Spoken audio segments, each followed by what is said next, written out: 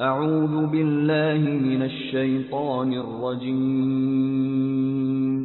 بسم الله الرحمن الرحيم Surah 54, Al-Qamar. Title. The title is taken from the opening verse of this surah, in which the word Al-Qamar occurs. The title indicates only that in this surah the word Al-Qamar appears. Period of revelation. Included in this surah is the allusion to the incident of the splitting of the moon. This helps establish its period of revelation. The Quran and Hadith scholars hold the consensus view that this incident happened 5 years before the Prophet's hijrah at Mina near Makkah. Subject matter and themes. The surah cautions the Meccan unbelievers against their obstinate opposition to the Prophet's call. The miraculous incident of the splitting of the moon clearly underscored the coming of the last day, of which the Prophet, peace and blessings be upon him, was given tidings. It demonstrated before them that the end of the world was at hand. They had seen with their own eyes the splitting of the moon into 2 clear parts that had moved away from each other and then within no time were reunited. It was a clear proof that the working of the universe is not immutable or eternal. Rather, it is vulnerable to disorder. Even massive planets can collapse, disintegrate, or collide, as described in the Quran at length in the context of the spectacle of the last day. The incident pointed to the beginning of the process of disorder and the reality of the last day. The Prophet, peace and blessings be upon him, drew attention to those aspects of the incident and asked the unbelievers to testify to it. However, they dismissed the incident as a magic trick and persisted in their rejection of the Prophet's call. They are censured in this surah for their obduracy. At the outset of the surah, it is lamented that the unbelievers do not see reason or take any lesson from history, nor do they embrace faith even after witnessing first-hand evident signs. They will believe only on the last day as they rush from their graves to the grand assembly. They are told briefly about the fate to the communities of Prophets Noah and Lot, peace and blessings be upon them, and about the peoples of Ad, Thamud, and Pharaoh. They rejected the warnings of their messengers and met with a terrible end. After relating their account, this truth is repeatedly pressed home, that the Quran is the easy means for accepting advice. If a community takes a lesson and follows the straight way, it will not face the divine punishment that afflicted earlier communities. It is the height of foolishness on the part of Meccan unbelievers to refuse to accept this guidance and instead race headlong towards divine punishment. After citing the terrible end of earlier communities, the Meccan unbelievers are told that if they follow in the footsteps of those earlier misguided communities, they are bound to meet the same horrible fate. There is nothing special about them that they will be treated differently. They have not received any amnesty from Allah that would avert the punishment that had overtaken other recalcitrant communities. They should not be deluded by their large numbers. In no time they will face a humiliating defeat. Furthermore, they will be subject to severe punishment in the next life. The unbelievers are finally told that Allah does not have to make any elaborate preparations to cause the last day. The day will strike at the moment He commands so. However, Allah has preordained an appointed time for it, as in the case of man's destiny, and it will occur at its appointed time. It will not be advanced in order to meet someone's challenge. If they persist in their rebellion to God, they will face its dire consequences. The record is with Him that contains all of their actions, be they major or minor. Bismillahir-Rahmanir-Rahim. In the name of Allah, the most merciful, the most compassionate.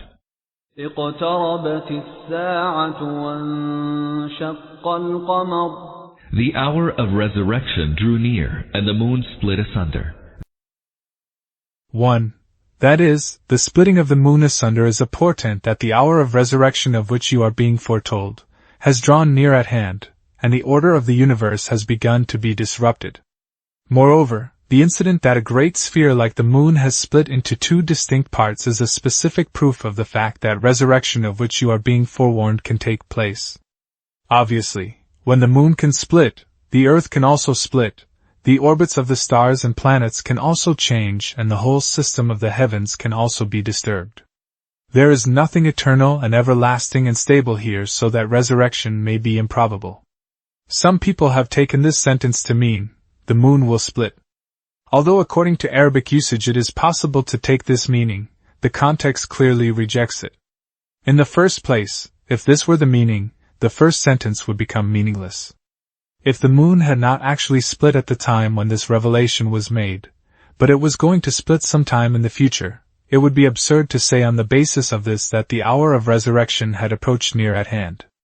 After all, how can an incident that is to take place in the future be regarded as a sign of resurrection's being near at hand, and how can such a testimony be put forward as a rational argument? Second, with this meaning in mind when we read the following verses, they appear to be altogether incoherent. The verses that follow clearly show that the people at that time had witnessed a sign that was a manifest portent of the possibility of resurrection, but they rejected it as a magical illusion, and persisted in their belief that resurrection was not possible. In this context, the words in Surah Al-Qamar can be meaningful only if they are taken to mean, the moon split asunder. If they are taken to mean, the moon will split asunder, the entire following theme becomes disjointed. It will look like this: the hour of resurrection has drawn near and the moon will split asunder. Yet whatever sign these people may see, they turn away and say, this is current magic. They have denied and followed only their own lusts. Therefore, the truth is that the incident of the splitting of the moon is confirmed explicitly by the words of the Quran, and it is not dependent upon the traditions of the Hadith. However, the traditions supply its details, and one comes to know when and how it had taken place. These traditions have been related by Bukhari, Muslim, Tirmidhi, Ahmad, Abu Yawana, Abu Dud Tayalisi, Abdur Razak, Ibn Jarir, Baihaqi, Tabarani, Ibn Mardiyah, and Abu Nuaym Sahani, with many chains of transmitters on the authority of Ali, Abdullah bin Masud, Abdullah bin Abbas, Abdullah bin Umar, Hudhayfa, Anas bin Malik and Jubair bin Mut'im. Three of these authorities, viz., Abdullah bin Masud, Hudhayfa, and Jubair bin Mut'im, state that they were the eyewitnesses of this event. Two of them cannot be its eyewitnesses, for this event took place before the birth of one, i.e. Abdullah bin Abbas, and at a time when the other, i.e. Anas bin Malik, was yet a child. But since both these scholars were companions, obviously they must have reported this event after they had heard it from the aged companions who had direct knowledge of it. The information that one gathers from the various traditions is that this incident occurred about 5 years before the Hijra. It was the 14th night of the lunar month. The moon had just risen when it suddenly split, and its two parts were seen on either side of the hill in front. Then after a moment or so they rejoined. The Prophet, peace be upon him, at that time was at Mina. He told the people to mark it, and be witnesses to it. The disbelievers said that Muhammad, peace be upon him, had worked magic on them, therefore, their eyes had been deceived. The other people said, Muhammad could have worked magic on us but not on all the people. Let the people from other places come, we shall ask them if they also had witnessed this incident. When the people from other places came, they bore evidence that they also had witnessed the same phenomenon. Some traditions which have been related from Anas give rise to the misunderstanding that the incident of the splitting of the moon had happened twice. But in the first place, no one else from among the companions has stated this.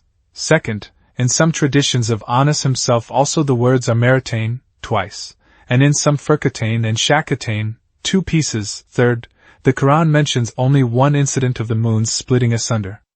The correct view therefore is that this incident happened only once. As for the stories which are current among the people that the Prophet, peace be upon him, had made a gesture towards the moon and it split into 2 parts, and that one part of the moon entered the breast of the garment of the Prophet, peace be upon him, and went out of the sleeve, have no basis whatsoever. Here, the question arises, what was the real nature of this incident? Was it a miracle that the Prophet, peace be upon him, performed on the demand of the disbelievers of Mecca as a proof of his prophethood? Or was it only an accident that occurred on the moon by the power of Allah, and the Prophet, peace be upon him, had only called the people's attention to it, and warned them to mark it as a sign of the possibility and nearness of resurrection? A large group of the Muslim scholars regards it as among the miracles of the Prophet, peace be upon him, and holds the view that it had been shown on the demand of the disbelievers.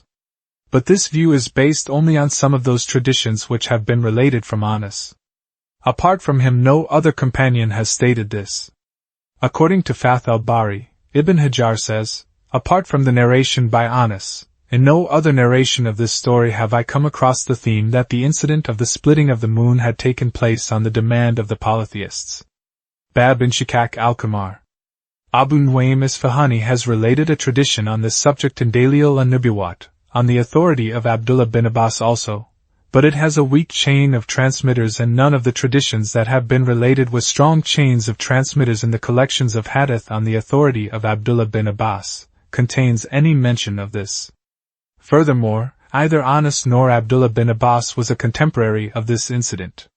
On the contrary, none of the companions, from among Abdullah bin Masud, Hudhayfa, Jubair bin Mut'im, Ali, Abdullah bin Umar, who were contemporaries of the incident, has stated that the pagans of Mecca had demanded a sign from the Prophet, peace be upon him, to testify to his prophethood, on which he might have shown the miracle of the splitting of the moon. Above all, the Quran itself is also presenting this event not as a sign of the prophethood but as a sign of the nearness of resurrection. However, this was indeed conspicuous proof of the Prophet's, peace be upon him, truthfulness, because it testified to the news that he was giving to the people of the coming of resurrection. The critics raise two kinds of objections against it. In the first place, they say it is impossible that a great sphere like the moon should split asunder into two distinct parts, which should get hundreds of miles apart, and then rejoin. Secondly, they say if it had so happened, it would be a well-known event in the world and would have found mention in the books of history and astronomy. But in fact, both these objections are flimsy.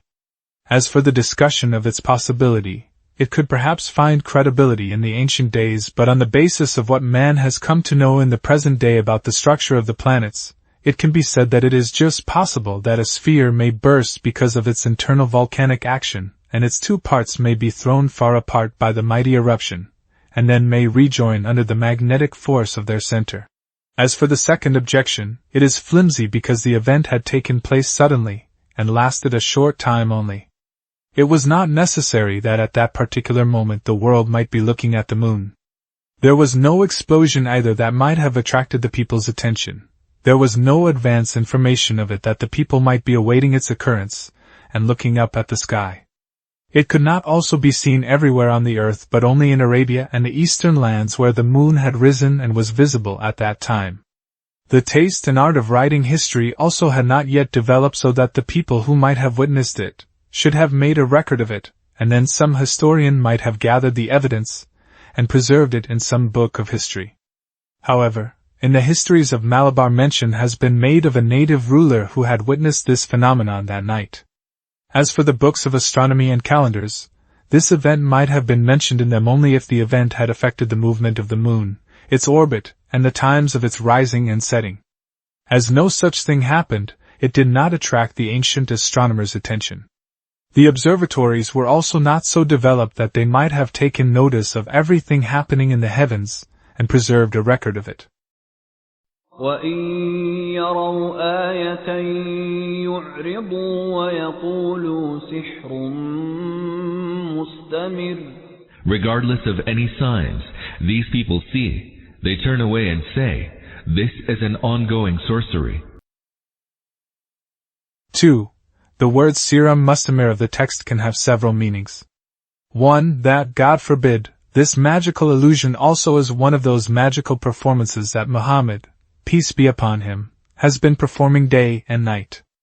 2. That this certainly is a work of magic which has been performed with great expertise. 3. That just as other works of magic have passed, so will this also pass without leaving any lasting effect behind.